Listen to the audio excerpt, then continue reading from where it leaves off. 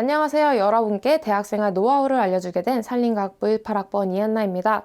오늘은 여러분께 제가 대학생활을 하는 동안 이 정보는 내가 새내기 때 알았으면 좋았겠다라고 생각했던 것들을 전부 모았으니까요. 잘 경청해서 들어주시길 바라겠습니다. 먼저 저희가 알아볼 것은 바로 세 가지인데요. 여러분들이 가장 궁금해하실 수강 신청, 그리고 여러분들이 장학금을 받으면 좋기 때문에 장학금들의 종류에 대해서 알아볼게요. 그리고 기숙사를 사시는 분들이 굉장히 많으신데 이 기숙사를 떨어지신 분들을 위해서 자취에 대해서 알아보도록 하겠습니다. 그럼 먼저 수강 신청에 대해서 알아보도록 하겠습니다. 수강 신청을 하기 위해서는 시간표를 먼저 짜야겠죠. 그렇기 때문에 시간표 짜는 방법에 대해서 먼저 알아보도록 할게요. 먼저 시간표를 짜기 위해서는 학과 홈페이지에 방문하는 것이 좋은데요.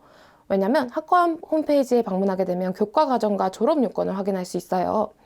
교과 과정을 확인함으로써 내가 어떤 시기에 어떤 전공을 들어야 되는 것을 확인할 수 있기 때문에 여러분들이 앞으로 졸업을 하기 위해 어떤 과목을 내가 이 어떤 학기에 들어야 되는지를 파악할 수 있어요. 그리고 졸업 요건을 확인할 수 있는데요. 졸업 요건을 보시게 된다면 여러분들이 예를 들어 어떠한 교양을 졸업하기 위해서 꼭 들어야 된다라는 것들이 있어요. 그렇기 때문에 여러분들이 졸업 요건도 꼭 확인을 하시는 게 좋습니다. 그리고 강의 계획서와 강의평을 확인하는 방법이 있는데요. 강의 계획서와 같은 경우에는 시험의 횟수나 혹은 수업을 진행하는 방식, 그리고 발표 수업이 있는지, 팀플이 있는지에 대해서 확인을 할 수 있어요. 그리고 강의평에서 같은 경우에는 여러분들의 교수님들의 강의 스타일을 확인할 수 있어요. 예를 들어서 교수님께서 수업을 쉽게 하시는 분이신지 아니면 어렵지만 그래도 되게 고난이도의 그런 수업을 담고 있는지 이런 것들을 확인할 수 있어요. 강의평을 확인하는 곳은 일단 대표적으로 스누라이프의 강의평 플러스라는 것이 있고 에브리타임의 강의평가에 들어가서 확인을 할 수 있습니다. 네, 그리고 마지막으로 선배한테 물어보는 방법이 있는데요. 우리 선배들은 여러분들께 항상 열려 있어요. 특히 고학번 선배들이면 굉장히 어려워하시는 분들도 있으신데 이분들은 새내기들이 말만 걸어도 굉장히 좋아하시거든요. 그렇기 때문에 마음 편히 가시고 어려운 것이 있으면 편하게 말씀드리는 게 굉장히 좋습니다. 특히나 과 전공 같은 경우에는 과 선배들이 굉장히 잘 알고 있기 때문에 과 선배들한테 물어보는 게 가장 좋아요. 네, 그러면 이제부터 추가적인 팁들에 대해서 알려드리겠습니다. 먼저 스누TT인데요. 스누TT와 에브리타임은 우리 학교에서 사람들이 많이 사용하는 시간표를 짜는 어플입니다. 스누TT와 같은 경우에는 수강 평람이 굉장히 일찍 나오기 때문에 여러분들이 시간표를 짜는데 굉장히 이용할 수 있어요. 그리고 에브리타임과 같은 경우에는 끝나는 시간이 좀 더 명확하게 파악이 되기 때문에 여러분들이 수업을 이동해야 되는 경우 좀 더 유용하게 활용할 수 있겠죠. 왼쪽 오른쪽 사진을 보면 다음과 같이 차이가 나죠. 이런 것들이 스누TT와 에브리타임의 차이라고 생각하시면 될 것 같습니다.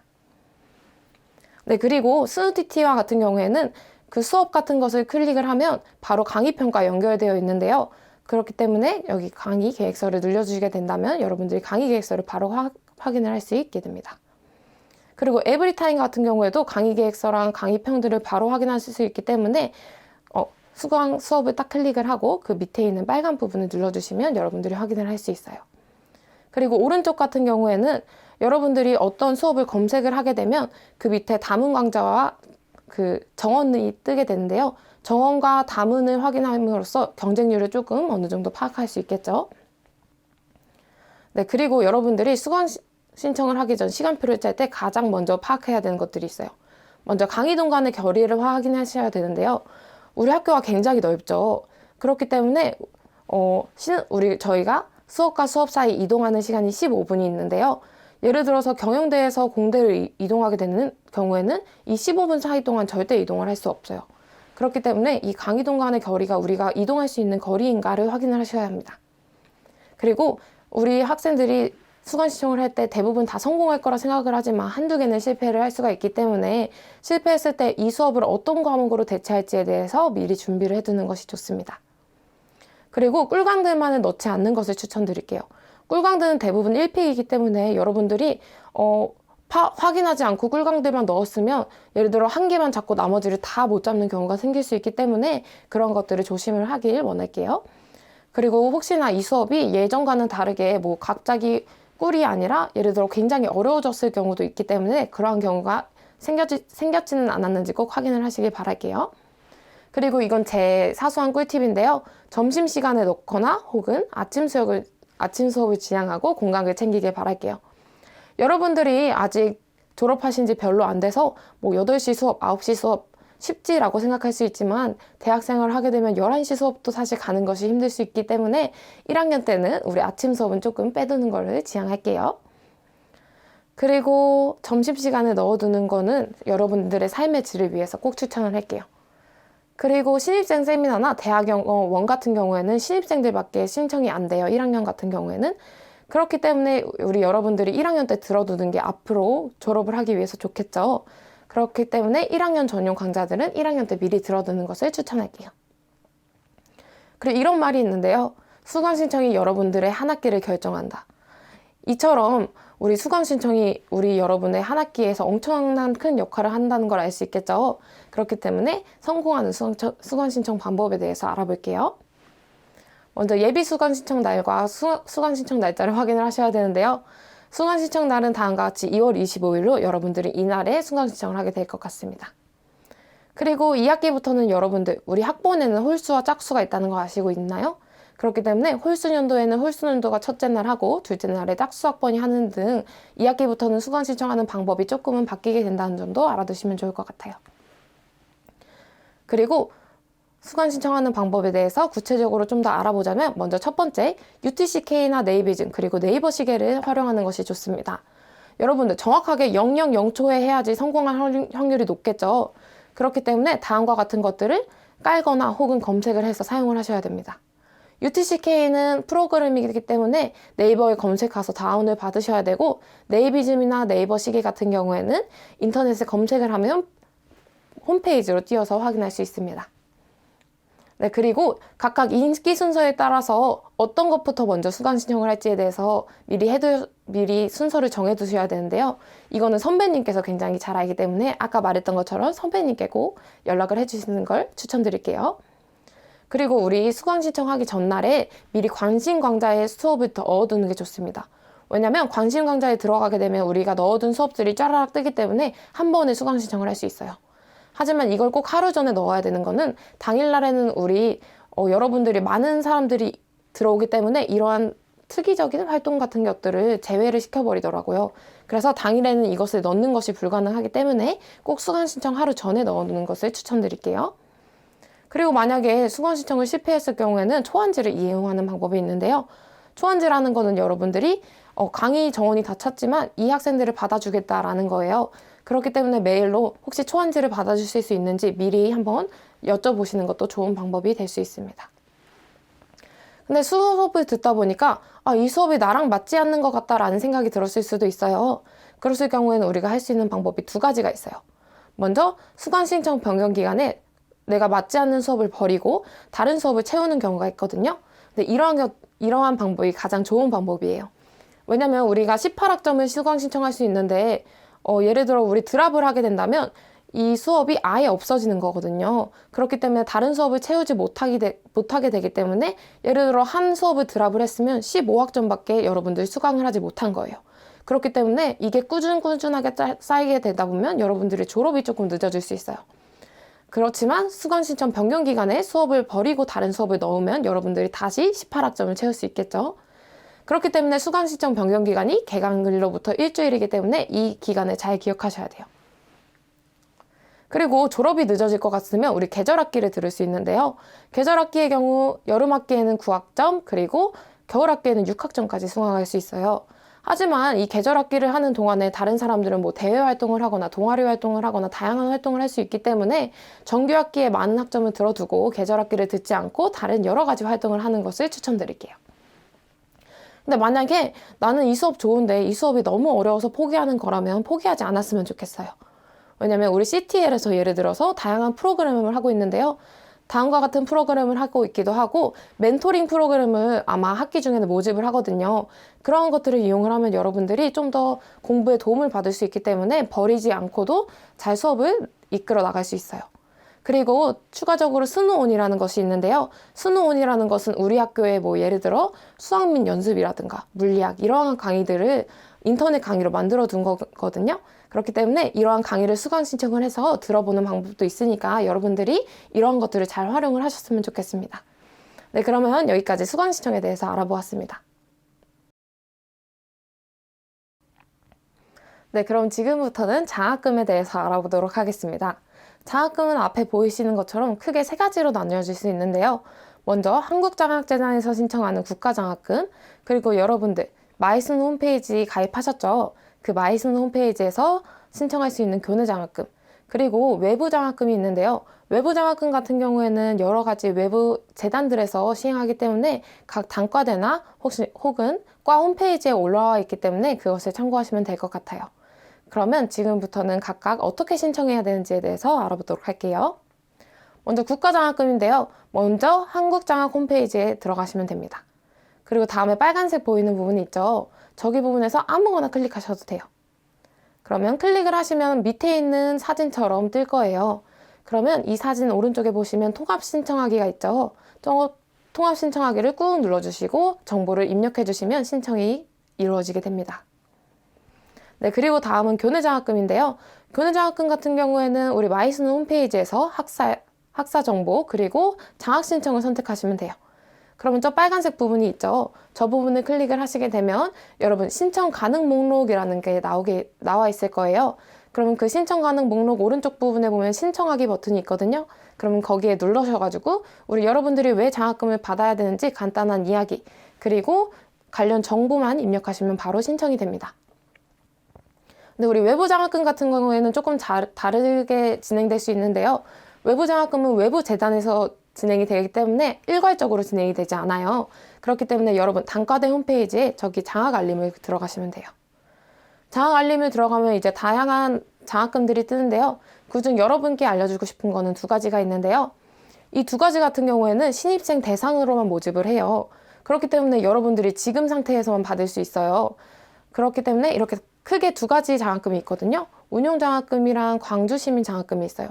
이러한 것들 같은 경우에는 일단 저기 자격 요건을 보시면 신입생이라고 적혀 있는 걸 확인할 수 있죠. 이러한 조건이 나에게 맞는지를 파악하시고 신청을 하시면 될 것 같아요. 네, 그럼 지금까지 장학금의 종류에 대해서 알아보았습니다. 네, 이제부터는 자치에 대해서 알아보도록 하겠습니다. 우리 서울대학교에 다니는 많은 학생들이 자치를 하고 있는데요. 크게 자치를 하는 위치는 서울대 입구, 낙성대, 그리고 녹두거리가 있습니다. 그렇기 때문에 이 지역이 각각 어떠한 특성을 가지고 있는지에 대해서 확인을 해보겠습니다. 먼저 서울대 입구인데요. 서울대 입구 같은 경우에는 서울대 입구역인 2호선에 바로 근접해 있기 때문에 이동하기가 굉장히 편리합니다. 그렇기 때문에 많은 학생들이 사시고 있는 지역이기도 한데요. 저기 빨간색에 있는 부분이 셔틀의 위치이니까 잘 파악해 두시면 될 것 같아요. 특히 서울대 입구 같은 경우에는 셔틀이 두 가지의 종류가 다니게 되는데요. 먼저 우리 바로 행정관으로 이동하는 행정관 셔틀이 하나가 있고 농생대를 경유하여 공대로 바로 이동하게 되는 공대 셔틀이 하나가 있어요. 그렇기 때문에 공대 학생 같은 경우에는 서울대 입구에서 공대 셔틀을 타면 굉장히 유용하겠죠. 그렇기 때문에 이러한 각각의 버스들은 어디에 다니는지 그리고 셔틀은 어디로 많이 운영이 되는지를 확인을 하시면 될 것 같아요. 특히 5511, 5513, 그리고 5515 등이 다니고 있는데요. 5511은 우리 경영대라든가 예를 들어서 사범대 혹은 기숙사 상거리를 많이 가시는 학생들에게 좋고 5513 같은 경우에는 법대, 자연대, 그리고 농생대를 많이 이용하거나 공대를 가시는 학생들에게 굉장히 유용합니다. 하지만 서울대 입구 같은 경우에는 그렇기 때문에 사람이 굉장히 많아서 적어도 버스를 하나를 보낼 생각을 하시고 줄을 기다리셔야 되기 때문에 적어도 30분은 잡고 여유롭게 출발하는 것을 추천드리겠습니다. 네, 그리고 서울대 입구 같은 경우에는 또 사람들이 많이 살기 때문에 집값이 조금 비싸요. 다른 동네보다. 그렇기 때문에 평균적으로 500에 45라든가 1000에 60 정도까지 다양하게 분포되어 있으니까 여러분들이 집을 잘 찾아보셔야 할 것 같아요. 그리고 그 다음은 낙성대인데요. 낙성대 같은 경우에는 서울대 입구 바로 전역이죠. 그렇기 때문에 낙성대는 관악공이라는 버스가 다니고 있어요. 관악공이 같은 경우에는 하지만 기숙사 상거리를 지나서 대부분 공대로 올라가요. 그렇기 때문에 대부분 사범대나 예를 들어 그 주변에 단과대가 위치해 있는 학생들이 굉장히 많이 살고 있는 동네입니다. 그리고 셔틀과 같은 경우에는 저 빨간색 표시 부분에 위치를 하고 있는데요. 그래도 서울대 입구와는 다르게 버스 하나로 대부분 많이 갈 수 있는 부분이기도 하고 셔틀을 오랫동안 기다리지 않아도 되기 때문에 사람들이 많이 이용하는 곳이기도 합니다. 서울대 입구보다는 조금 더 낮은 가격을 형성을 하고 있어서 뭐 1000에 40이라든가 500에 40 혹은 뭐 1000에 55 이 정도면 집을 대부분 구할 수 있는 것으로 알고 있습니다. 네, 그리고 바로 녹두인데요. 녹두 같은 경우에는 서울대 입구랑 낙성대에 비해서 가격이 확 낮아지게 됩니다. 그렇기 때문에 싸면 정말 100에 40이나 100에 35까지도 구할 수 있고 높아도 200에 50? 이 정도면 집을 구할 수 있는 장점이 있어요. 그리고 이쪽 부분에는 사실 사람들이 많이 살긴 하지만 직장인들 같은 경우가 많이 없기 때문에 셔틀 줄도 굉장히 짧고 버스 같은 경우에도 오래 기다리지 않아도 학교에 올 수 있어요. 그렇기 때문에 서울대학교 학생들이 많이 살고 있는 도시이기도 합니다. 여기 같은 경우에는 버스가 다니는데요. 버스가 5516이 있는데 5516이 두 가지 종류가 있어요. 다음과 같이 노량진 방면이 하나가 있고 서울대역 방면이 하나가 있는데 각각 다 가는 방향이 다르기 때문에 여러분들이 이것을 잘 파악하고 버스를 타셔야 할 것 같아요. 네, 그리고 셔틀 정보에 대해 간단히 알려드릴게요. 우리 셔틀 같은 경우에는 우리 서울대 입구역에서 학교로 가는 그러한 셔틀이 있고 녹두에서 학교로 가는 게 있었죠. 그리고 낙성대에서 학교에 오는 것도 있었죠. 그리고 이뿐만 아니라 학교 내에서 계속 돌아다니는 셔틀도 있어요. 그렇기 때문에 녹두에 사는 학생들 같은 경우에는 가끔 정문까지 걸어와서 교내 셔틀을 이용하는 경우도 있으니까 이러한 방법도 잘 활용하시면 될 것 같아요. 그리고 이건 제 꿀팁인데요. 저와 같은 경우에는 서울대 입구에 도착을 했을 때 줄이 너무 길어가지고 지각을 할 것 같을 때 그냥 서울대 입구 정문으로 가는 아무런 버스를 타요. 그리고 그걸 통해서 정문에 내리고 바로 교내 셔틀을 이용해서 학교를 가는 경우도 있거든요. 근데 이러한 경우가 의외로 5513이나 5512를 기다려서 가는 것보다 더 빠르게 도착할 때도 있어서 만약에 지각을 할 것 같다. 혹은 이 방법이 더 편할 것 같다라고 생각하시는 분들은 한번 이용해 보시는 것을 추천할게요. 그리고 저번 학기부터 새롭게 서울대 입구에서 사당으로 이동하는 셔틀버스가 생겼기 때문에 혹시 내가 탔을 때 가장 좋은 셔틀버스는 무엇일까라는 것들을 꼭 셔틀버스 확인하는 것들이 뭐 에브리타임에 있는 정보 게시판 이런 것들에 올라와 있거든요. 그렇기 때문에 이쪽에서 확인을 해보시면 좋을 것 같습니다. 그리고 여러분들이 집을 구해야 되는데 집을 어떻게 구해야 되는지 모르겠어요 라고 말하시는 학생들이 있거든요. 그렇기 때문에 조금 방법을 알려주자면 먼저 부동산을 이용하는 방법이 가장 기본적이겠죠. 하지만 이거 말고도 우리 학생들이 이번 학기까지 살고 이제 다음 학기에 나가야 돼요. 그러면 이제 내가 살던 집에 다음 들어올 학생들을 찾는 것들을 스누라이프의 여기 복덕방이라든가 예를 들어 에브리타임의 장터 게시판에 가끔 올라오는 경우가 있어요. 그렇기 때문에 이것을 확인해서 이 집이 더 좋겠다라고 하면 이 집을 이용하는 경우도 있겠죠. 그리고 집토스나 혹시 다방 같은 어플을 통해서 집을 구할 수 있는 방법도 있습니다.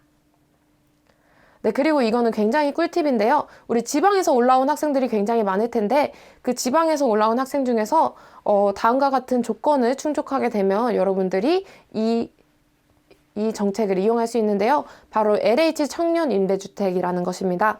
이것을 통해서 여러분들이 보증금을 내는 돈은 100만 원밖에 안 돼요. 그리고 나머지 돈은 이제 LH 쪽에서 돈을 빌려주게 됩니다. 그렇기 때문에 예를 들어 1억 2천까지 되니까 전세집을 구하게 되면 여러분들이 어떤 돈만 내면 되냐? 일단 보증금에 해당되는 100만 원, 그리고 1억 2천에 해당되는 이자율만 내면 돼요. 그렇기 때문에 다른 사람들은 뭐 월세를 내느라 50, 60이 들지만 여러분들은 30만 원 이내에서 집을 해결할 수 있게 되는 거예요. 그렇기 때문에 이 정책을 이용하는 건 가장 좋은데 하지만 단점이 하나 있다면 LH 대출이 되는 집을 찾기가 굉장히 어려워요. 그렇기 때문에 만약 이것이 당첨이 됐다면 2주나 3주간 조금 기간을 두고 집을 찾아주는 것을 추천드리겠습니다. 네, 그러면 지금까지 자취에 대해서 전부 다 알아보았는데요. 오늘 발표한 내용이 여러분께 좀 도움이 됐을까요? 네, 그러면 우리 오늘 발표한 내용이 우리 여러분께 도움이 됐을 거라고 기대하면서 여러분들의 대학 생활이 성공적이기를 바라면서 발표를 마치도록 하겠습니다. 화이팅!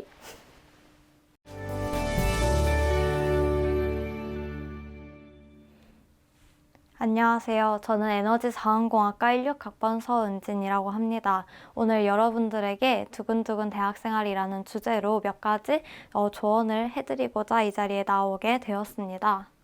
먼저 기숙사에 대해서 여러분들께 이야기를 해드리고 다음으로 동아리 활동, 그리고 학업, 그리고 나머지 대학생활에 유용한 그런 팁들에 대해서 말씀을 드리고자 합니다. 먼저 기숙사인데요. 이 기숙사 공지가 여러분들을 대상으로 나온 이번 기숙사 신청 안내문입니다. 보시면 소득 분위가 60점이고 지역이 40점으로 이루어져 있습니다. 그래서 총 100점으로 점수가 환산이 되고 이 점수 순으로 여러분들의 기숙사 합격 여부가 달라지게 됩니다. 재학생부터는 성적이 20점, 그리고 지역이 20점 이렇게 기준이 조금 바뀌는 것을 나중에 또 염두를 해두시면 좋을 것 같고요.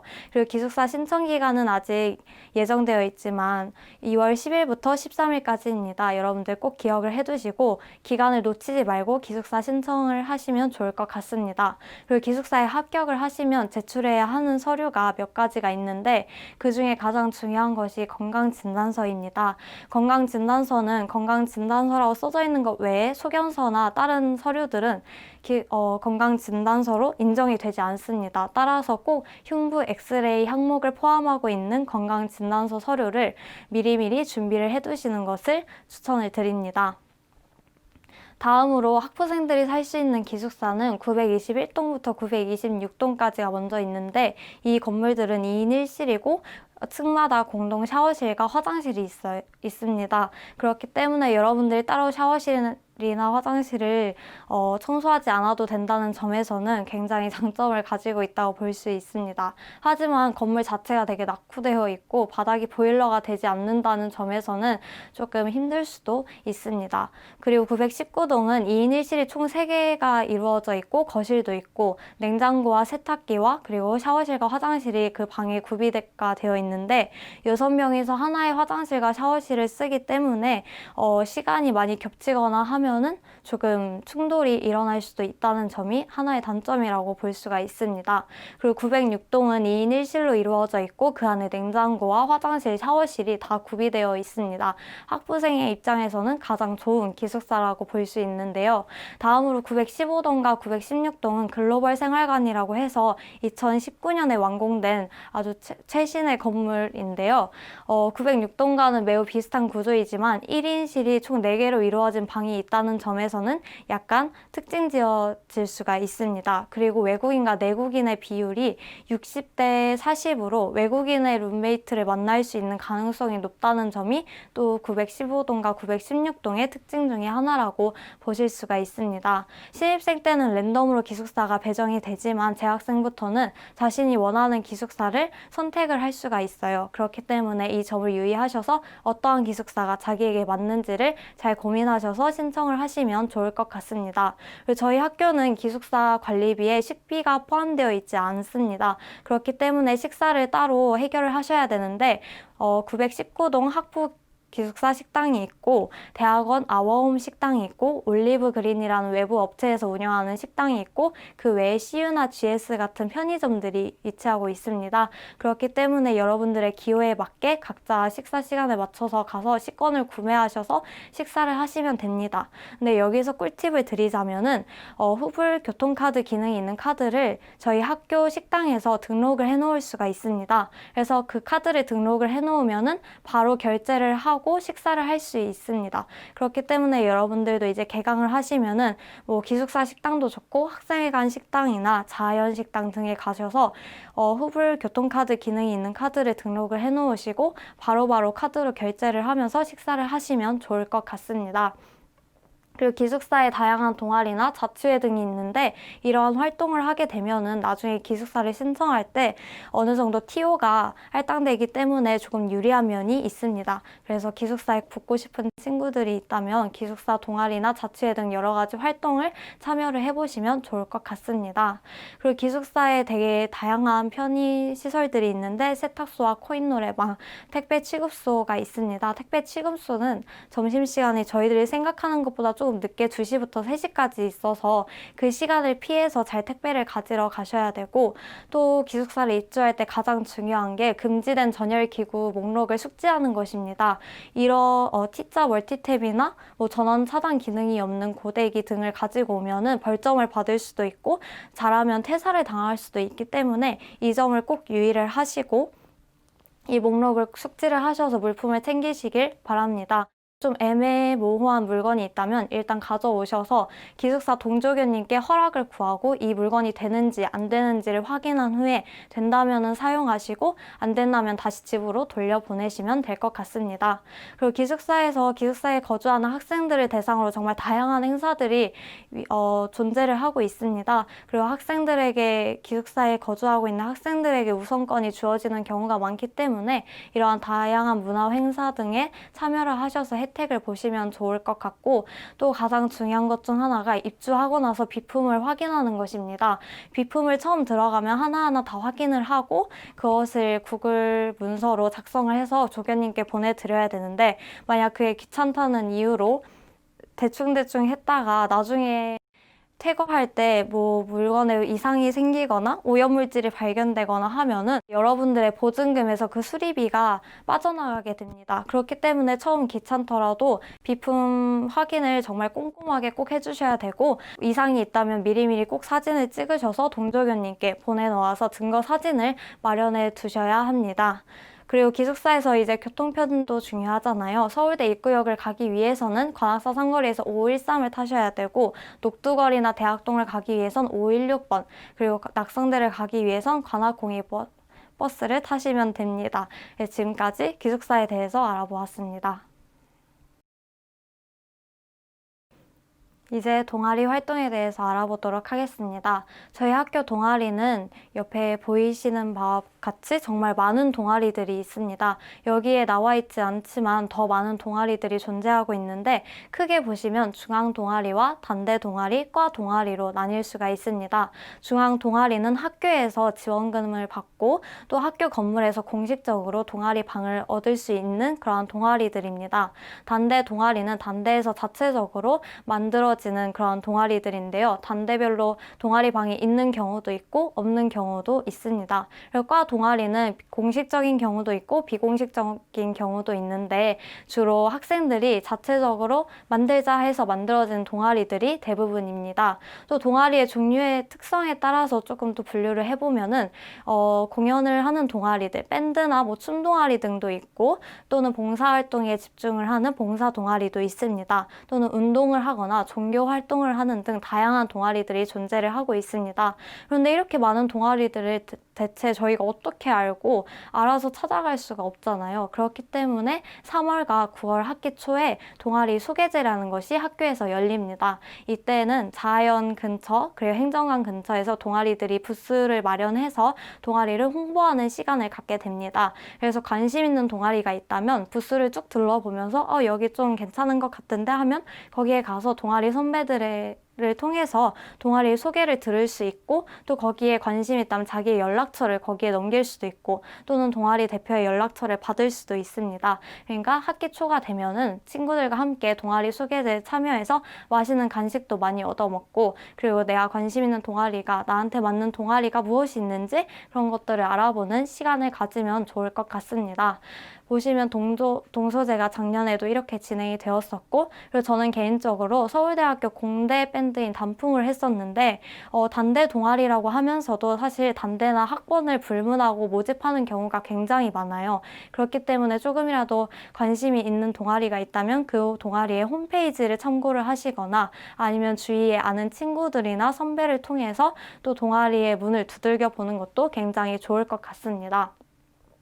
저의 경험에 빗대어서 공연 동아리의 특성을 조금 말씀을 드리면은, 주로 들어갔을 때 처음 1년차와 2년차가 주로 주기수로 활동하는 시기입니다. 이때에는 학기에도 공연을 하고 방학 때도 공연을 하고 또 학기가 시작하면 또 공연을 하고 매우 정기적이고 자주 공연을 하게 됩니다. 그래서 공연을 하려면은 연습을 해야 되니까 합주비도 들게 되고, 또 공연을 할 때 대관료도 같이 엠빵을 해서 나누게 되고, 그리고 동아리 가입비도 들고, 디프리를 가면 디프리비도 내야겠죠. 그리고 악기를 산다면 악기도 비용이 지불이 됩니다. 그렇기 때문에 상당히 공연 동아리는 돈이 많이 들어가는 동아리예요. 그래서 이렇게 돈을 많이 쓰거나 시간을 정말 많이 투자하는 동아리 활동은 좀 부담스러워요 라는 친구들이 있다면 공연 동아리는 좀 하지 않는 것이 좋지 않을까 생각이 듭니다. 그거 말고도 되게 동아리들이 활동 참여가 되게 자유로운 경우도 있고 아니면 꼭 언제는 꼭 나와야 돼 라는 약간 강압적인 그런 동아리들도 있습니다. 그래서 이런 걸 그럼 어떻게 알 수 있나? 처음에 동아리를 들어가는 가입은 굉장히 쉬운 편입니다. 그래서 연락처를 얻고 들어갈래요 하면 가입비를 내면은 바로 톡방에 초대가 됩니다. 그럼 가서 한 번, 두 번 활동을 해봤더니 내가 생각했던 거랑 동아리가 좀 다른데? 라는 생각이 든다면은 그 동아리에서 이제 조용히 잠수를 타거나 톡방을 나오는 식으로 탈퇴가 굉장히 쉬운 편이에요. 그래서 1학년 때 이제 많은 관심이 가는 동아리들이 있다면 다양한 동아리들을 해보는 것이 좋을 것 같고 또 그 동아리를 활동을 통해서 우리 같은 과 친구들이나 선배뿐만 아니라 다양한 과의 사람들을 만날 수 있습니다. 또 다양한 과의 사람들과 다양한 경험을 할 수 있다는 점에서 여러분들의 대학생활을 조금 더 풍요롭게 만들어 줄 수 있다는 점에서 동아리 활동을 매우 추천하는 바입니다. 그렇기 때문에 너무 겁먹지 마시고 다양한 동아리의 문을 두들겨 보시기를 강력히 추천드립니다. 지금까지 동아리 활동에 대해서 소개해 드렸습니다. 이제 여러분들의 학업 생활에 대한 조언을 해드리고자 합니다. 먼저 여러분들이 이제 막 대학교에 입학을 하셨잖아요. 그럼 주변에서 분명히 분위기가 지금 놀아야 돼, 지금 아니면 놀 시간이 없어, 빨리 마시고 놀자라는 분위기가 엄청 많이 조성이 될 것입니다. 물론 친구들과 많이 놀고 맛있는 것도 많이 먹고 좋은 추억을 쌓는 것이 굉장히 중요합니다. 하지만 너무 그런 분위기에만 휩쓸리다 보면 학업을 게을리하게 될 수도, 소홀히 하게 될 수도 있는데요. 근데 학업이 나중에는 굉장히 상당히 중요한 부분을 차지합니다. 예를 들면 이제 장학금을 받고 싶어서 신청을 하려고 하는데 성적이 어느 정도 일정한 성적 이상이 되어야 장학금을 신청할 수 있다든가 그리고 기숙사도 어느 정도 성적이 되어야 기숙사 신청을 할 수 있는 등 여러 가지에서 조건이 걸릴 수가 있습니다. 그렇기 때문에 학업을 아예 버리는 것은 조금 어리석은 대학생활이라고 할 수가 있고 여러분들의 성적을 열심히 챙기셔야 한다고 생각이 듭니다. 그래서 먼저 그럼 성적을 좀 잘 받기 위해서 가장 중요한 게 무엇일까? 첫 번째는 족보를 구하는 것입니다.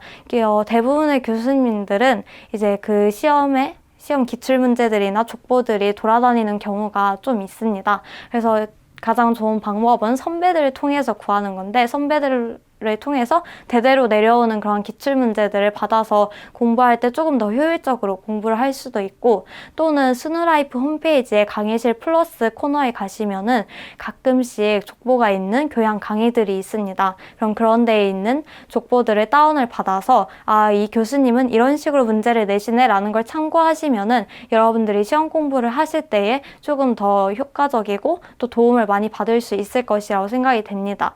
또 가끔 가다 보면은 교수님들께서 직접 시험 기간이 되면은 기출문제를 한두 개씩 올려주시는 분들이 계세요. 그럼 그런 것들을 그냥 이렇게 풀어보고 제끼는 것이 아니라 그것을 보고 이런 유형이 나왔네 라는 걸 잘 분석을 하시고 공부할 때 어느 부분을 조금 더 집중적으로 보면 되겠다 라는 것들을 파악을 하셔서 시험에 임하는 것이 좋을 것 같습니다. 보통은 1학년에는 기초 교양을 주로 수강하고 2학년부터 전공 과목을 제대로 수강하는 경우가 많은데 아무래도 기초 교양을 듣다 보면은 조금 학업적인 부담이 덜할 수 있습니다. 그렇기 때문에 너무 크게 부담을 가질 필요는 없고 적당히 열심히 밸런스를 맞춰가면서 공부를 하는 것이 중요한 것 같습니다. 다음으로 수업 시간에 열심히 필기하는 것이 중요한데 필기하는 방식도 사람마다 다 다릅니다. 먼저 공책에 그냥 저희가 고등학교 때 했던 것처럼 공책에 막 필기를 하는 경우도 있고 또는 수업 자료를 프린트해서 그 프린트한 자료 위에다가 필기를 하는 경우도 있습니다. 또는 노트북을 가지고 교수님이 하는 말씀을 다 적는 그런 필기 방법도 있고 또는 아이패드나 갤럭시 탭을 이용해서 필기하는 경우도 있습니다.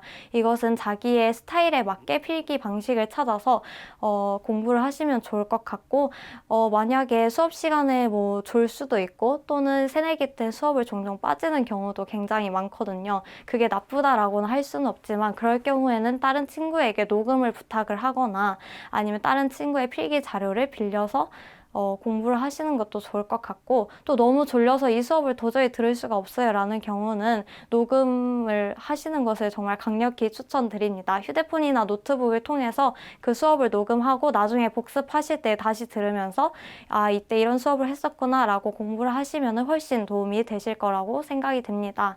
그래서 아까 말씀드린 것과 같이 교수님의 시험 유형을 파악하는 것이 굉장히 중요하고, 그렇게 준비를 했을 때 시험에 조금 더 편하게 임할 수 있을 것입니다. 그리고 아직은 1학년이니까 학업에 너무 큰 부담을 갖지 마시되 노는 것과 또 학업에 대한 그 밸런스를 맞추는 것이 굉장히 중요하니까 너무 애들이 놀자, 나도 안 했어, 너도 하지 마 라는 식의 그러한 거짓말에, 달콤한 거짓말에 속지 마시고 여러분들의 몫은 여러분들이 알아서 잘 챙겨가시는 현명한 대학생활을 하시길 바랍니다. 지금까지 학업에 대한 조언을 드렸습니다. 네, 이제 마지막으로 여러분들에게 대학생활 전반적으로 도움이 될 만한 정보들 몇 가지를 또 소개를 해드리고 마무리 지으려고 합니다. 먼저 남학생들은 이제 앞에 큰 하나의 해결해야 할 거리가 있잖아요. 바로 군대 아니겠습니까? 여기 PPT에 보시면은 제가 제3자의 입장으로 봤을 때 가장 좀 편해 보이는 군대 순으로 나열을 해보았는데요. 먼저 면제는 신체 검사를 받았을 때 5급이 뜨게 되면은 군대를 면제받을 수 있습니다. 그리고 공익은 신체 검사를 했을 때 4급이 되면 이제 공익으로 복무를 할 수가 있는데, 물론 건강이 제일 중요하긴 하지만 조금 삼자의 입장에서 봤을 때 되게 편해 보여서 이렇게 순서를 정해봤고, 그 다음 학생들이 가장 관심 있어 하는 군대 종류 중 하나가 카투사인데요. 카투사는 미군 부대에서 같이 복무를 하는 것이고, 그리고 오후 4시나 5시 이후에 퇴근을 하면은 개인적인 자유 시간을 주기 때문에 그때 막 밖에 나가서 이것저것 뭐 먹기도 하고 개인 시간을 많이 가질 수 있다는 점에서 대부분의 많은 학생들이 가고 싶어하는 곳입니다. 근데 이 카투사에 지원을 하기 위해서는 먼저 토익 780점 이상 또는 토익 스피킹 140점 이상의 조건을 만족을 시키면은 지원 자격이 주어지고 1년에 한 번 이제 지원을 할 수가 있는데, 이렇게 한 번 지원을 하게 되면은 그 다음에는 다시는 지원을 할 수가 없습니다. 일생에 단 한 번뿐인 기회인데 이 기회를 잘 노리셔서 조건을 만족시키고 지원을 하셔서 이제 랜덤으로 돌리게 되어서 만약 합격을 하신다면 정말 축하드리고, 만약 안 된다면 다음 방안을 또 찾아보셔야겠죠. 그 다음 방안은 공군입니다. 공군은 일반 군대보다 3개월이 더 긴데요. 3개월이 더 길지만 그만큼 나오는 휴가나 외출, 외박 수가 훨씬 많더라고요. 그렇기 때문에 공군을 가서도 되게 즐겁게 군대 생활을 하는 친구들이 종종 있어서 공군을 한번 조금 추천을 드리고 싶고, 그 다음 의무경찰인데, 의무경찰은 일주일에 한 번씩 외출을 나오고 2달에 한 번씩 외박을 주고 되게 휴가도 자주 나오는 편입니다. 일주일에 한 번씩 일단 외출을 나올 수 있다는 점에서 많은 학생들이 선호하는 그런 군대 중 하나인데, 의무경찰은 이제 점점 줄어들고 있는 추세라고 하기 때문에 이 점을 유의하셔서 고민을 해보시면 좋을 것 같고, 그 다음 육군과 ROTC, 해병대가 있습니다. ROTC는 학부생 때 여름과 방학 때 4주씩 훈련을 갔다가 졸업을 하면은 3년 동안 장교로 복무를 하게 됩니다. 그런데 이때 월급도 다른 군인들보다 많은 축에 속하고, 그리고 개인적인 시간을 많이 가질 수 있다는 점에서 ROTC도 조금 추천을 드리는 바입니다. 대부분 저희 서울대학교 학생들은 2학년을 마치고 다 같이 군대를 가는 경우가 많아요. 그렇기 때문에 저는 공대생으로서 2학년이 끝나니까 친구들이 다 떠나고 여학생만 남아있는 경우가 많은데, 이 군대를 가는 시기도 친구들과 다 잘 상의를 해보셔야 되는 게, 나중에 군대를 갔다 복학했는데 아는 친구가 하나도 없고 혼자 외로이 수업을 듣게 되면 밥 먹을 친구도 없고 수업 들었을 때 뭐 물어볼 친구도 없다면 조금 대학생활이 힘들 수도 있기 때문에 친구들과 나름 비슷한 시기에 군대를 입대하는 것을 추천을 드립니다. 또 하나는 이공계열 학생들은 전문연구요원이라는 제도가 있습니다. 이것은 석사 이상의 학위를 따고 나서 3년을 그 연구기관에서 복무를 하면은 훈련소를 딱 4주만 수료를 하면은 군대에 이제 면제가 되는 그러한 제도인데요. 만약에 연구 쪽에 좀 관심이 있다 싶은 친구들은 어차피 석사나 박사 학위를 딸 거 전문 연구 요원도 한번 도전을 해보시는 게 좋을 것 같습니다. 그런데 전문 연구 요원이 조금 뽑는 인원이 줄어드는 추세이다 보니까 아무래도 학부생 때 미리 군대를 끝내놓고 석사나 박사를 하는 경우도 많은데 자신의 케이스를 잘 고려를 하셔서 군대를 결정해 보시면 좋을 것 같습니다. 다음으로 여러분들이 대학 생활을 하면서 유용할 수 있는 앱들을 한번 소개해 드리고자 합니다. 먼저 첫 번째는 스누 메뉴와 스누 밀인데 밥 먹는 게 굉장히 중요하잖아요. 그리고 저희 학교가 넓다 보니까 되게 많은 식당들이 존재합니다. 그래서 어느 식당에서 어떤 메뉴를 밥을 주고 있는지 그것을 꼭 알아야 되기 때문에 이 스누 메뉴나 스누 밀을 추천드리고, 그리고 스누 중앙도서관 좌석 예약이라는 앱이 있습니다. 이 앱을 통해서 관정도서관에 열람실 좌석도 예약을 할 수가 있고 스터디룸도 예약을 할 수가 있습니다. 그래서 나중에 팀플을 하거나 또는 공부를 할 때에 이 앱을 유용하게 활용하시면 좋을 것 같고, 마이스누 앱은 서울대학교 학생들이라면 좀 기본적으로 깔았으면 좋을 앱인데요.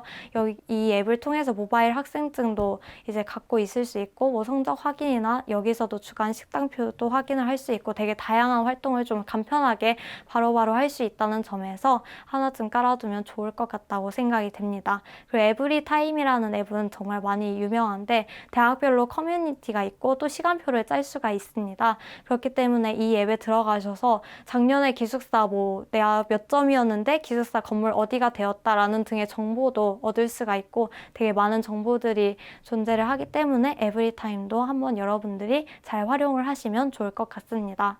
마지막으로 여러분들이 또 알아두면 유용할 홈페이지, 사이트들에 대해서 정보를 한번 적어보았는데요. 먼저 경력개발센터입니다.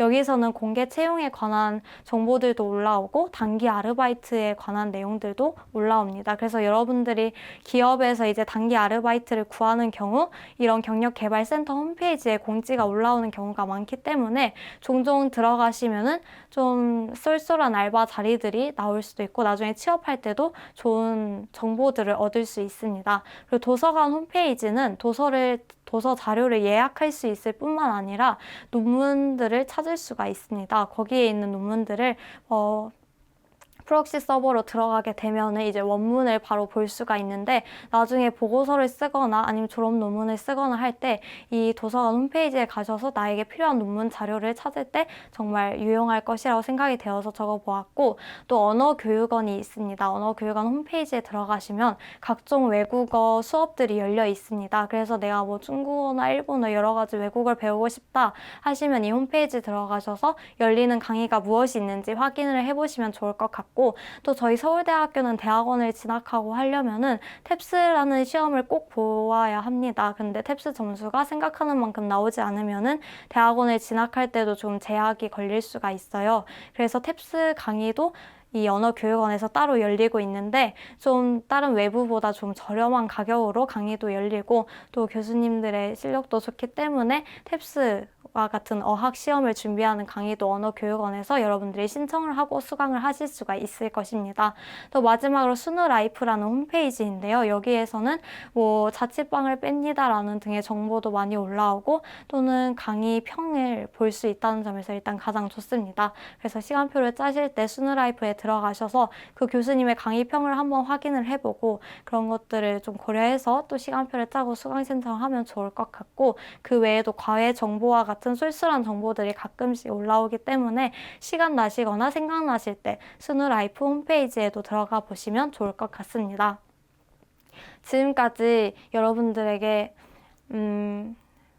대학 생활 전반적인 여러 가지 소소한 팁들을 소개해 드렸는데요. 이제 여러분들 새로운 대학 생활을 시작하게 된 것을 너무너무 축하드리고 지금까지 정말 고생 많으셨고 앞으로 여러분들의 그 인생을 정말 멋있게 만들어 가기를 응원하겠습니다. 지금까지 들어주셔서 감사합니다.